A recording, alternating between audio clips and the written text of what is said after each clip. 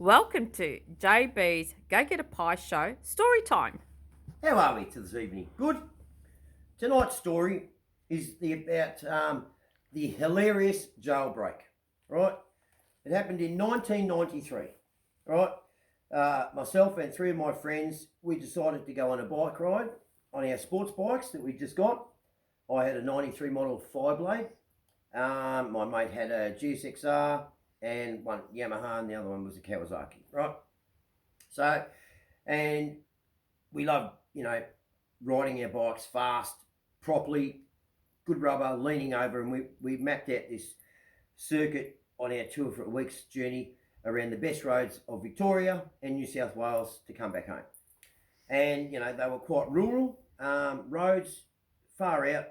Anyway, this happened in a town in rural New South Wales.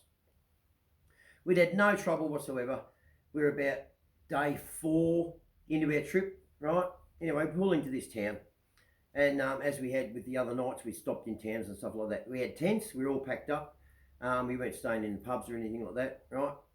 And, so anyway, we pull into this town, very rural and very small town. So you've got basically one pub, one convenience store, and back then the police stations were monitored by members who lived in the town, and some were one out, some were two up. This particular town had 2 police cars, 2 officers. One would stay in town, and one would then, obviously go on normal routine calls or whatever else, checking things, right? So we've parked up for the night. We're in just a park. It was like an open, free camping ground type thing. So we've set up here little one-man tents, put in our clothes, got out of our leathers and everything, and parked the bikes up, all fine back then. We didn't have to worry about crime like today, right? Anyway, so we walk into town, which wasn't far. We walked down, go to the pub. That's all there really was to offer, and just basically interested in just getting a meal, having a drink, going back to the tents, waking up, pack up, get a coffee, and then take off on the road, right? And keep on chuffing in it. What's going on? It's the kids. What? The kids. Oh, right. Anyway, sorry. So yeah. So anyway, so we go into town. We have a stop at the pub. We go to the pub anyway for a bit of bite to eat and have a drink, and talk about what we've done so far in our journey and where we're going, and also the weather and all that didn't really play a part. We're already in it, so we're going to keep going. And as we've heard stories and probably even had happened to yourselves, and what you get your local hoodlums, the bullies, the local troublemakers, Well, that happened. Now, myself, my background's security. I've done a lot of other jobs. I've been involved with horses, cattle, you know, mining, things like that. So we're all pretty much the same. We're all very good with our hands. We can turn our hand to pretty much anything. We're not dills, right? Anyway, so we're there, and these hoodlums come in, and one thing led to another. They want to know who we are. We're not really interested. We're not being rude. They're wanting to cause some trouble. We could already see that. One steps over the mark. One thing happens, leads to another. There's a bit of push and shove. There's no punches. There's just push and shove going.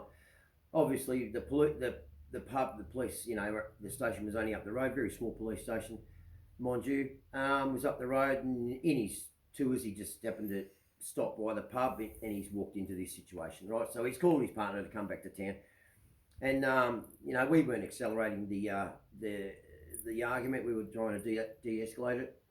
These blokes didn't want to have any bar of that. The coppers are standing, pushing them back. Come on. Well, you always do this when people come into town type thing. So it's a regular occurrence with these guys. So we're willing to go, whatever. One of the guys with us, one of your mates actually said, he said, oh, well, look, if we go back to the bikes now, they're obviously going to find out where we're camping, so we might as well just push on to another town, It was about 8, 9 o'clock at night.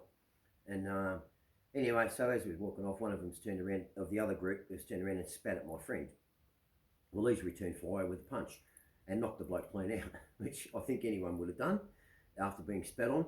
Well, the police being there, they're sort of like, oh, no, here we go, like this, because he was not KO'd, no broken bones, but just, and they've gone to arrest him, or take him into custody, whatever, take him away to the cells, and we're sort of jumped in a bit, got a bit hustle and bustle there for a minute, and no, we're taking him, and anyway, I just reminded him, I said to him, just don't say anything, we'll get you out, because we didn't carry on any ID on us, we just didn't, not normal behaviour by other people, but I don't carry ID, back then, even now. And they didn't. So it's just the norm. We didn't carry ID, just in case we ran into anything. And so anyway, they take him away. They're taking him back to the police station. They said, you go on, these blokes have sort of like, they're not going to bother us anymore because they've got their way. One of our mates are locked up. Anyway, so as they thought, and they thought that was going to be it. So as we're walking back to, what are we doing? We're walking past these cattle yards, right, that were there. And I just happened to notice that there was cows. There was cows in these cattle yards, right? And I looked at them, and my mate's going, what are you doing? I said, there's cows in there. They've got any say? I said, yeah, but there's cows there. But right there, look at them. They're penned. They're penned bulls. Right? Yeah, what do you mean? I said, they're ringed. They're already ringed in the nose. He's going, what? I said, let's go back, pack up everyone's stuff, so we're all ready, put our suits on and everything like that, pack his suit up, because he can only we're just going to have to get away. He's going, what do you mean? I said, so we pack up the camp. Right, so everything's ready to go, right? So we're walking back, and we go to the cattle house, and my mate said, what are you doing? I said, grab the lead, we'll grab a couple of bulls, right? We'll take them back to the pub, put them in the pub, and then lock the doors to the pub, right, with the leads on the strap. So we'll strap the doors shut so the bulls can't get out and just, it's going to run it right.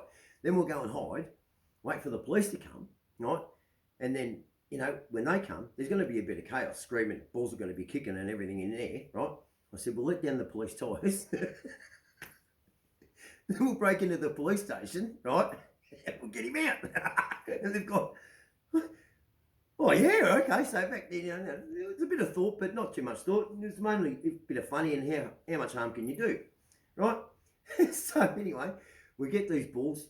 There was a bit of kerfuffle there, a bit of, so we had to be quiet bringing this. So we got two bulls out. So we're walking these bulls down, on the side, dark street, come out of nowhere.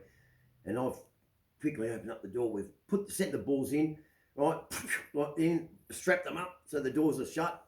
And then the other door as well, no one can get out, they're stuck in there. And as we're running off, right, they'll go and hide. All we can hear is these bulls are kicking, going off. People are screaming, things are getting broken big time. People, what the hell, fucking Jesus, and you hear the bull, kicking everywhere. Now, well, the police cars, they come back in, around to this pub again, right, they've come running out, right. Well, it turned out whether we didn't have to let their tyres down at all, right, because they jumped out of their cars that quick, right, that they left their keys in the ignition. So we actually took the keys to the ignition instead of letting down the tyres. So that way, it was better that way, because then we couldn't be done for willful damage, So we took the keys out of the ignitions and we ran back to the police station. And we didn't really have to break in then, because we had the keys to the cars, which had the keys on them, to the police station. So we've unlocked, got in there, right? And this our mate, he's sitting there like this going, hey, there you are. We're like, yeah, good, come on. What are you doing? And the other mate's looking around. He's gone, I found it. That's the cell door key. Right? He's gone, what are you doing? We're breaking you out. He's gone, what? I said, you got no ID anyway. They don't know who you are. Right? So let's go. Come on. What do you, just come on. So what we've done, we've broken him out. We put the keys on the ignition, right? Little did I know, we were running back to the bikes, right? And one of the other guys, he's standing around, he said, these coppers aren't going to like the note I left. I thought, what do you mean? He's gone, oh, thanks very much for leaving your keys in the ignition. See you later. So we've run back to the bikes. Jumped on the bikes. And then in thinking where we turned the bikes, right, we'd already come from that way where we had them pointed, and we didn't want to go back that way. So we had to actually ride past the police pub where the police were attending to these bulls in time. So we've had to really rip it past. But as we're flying past, all we've seen is we're going past the pub. One bloke came hurtling out of the bar door, right? Obviously he got roosted by a bull, like this. So he looked like a radio rider coming out. You see the two coppers come running out the other door with another bull running out, and we're like this, something out of Mad Max.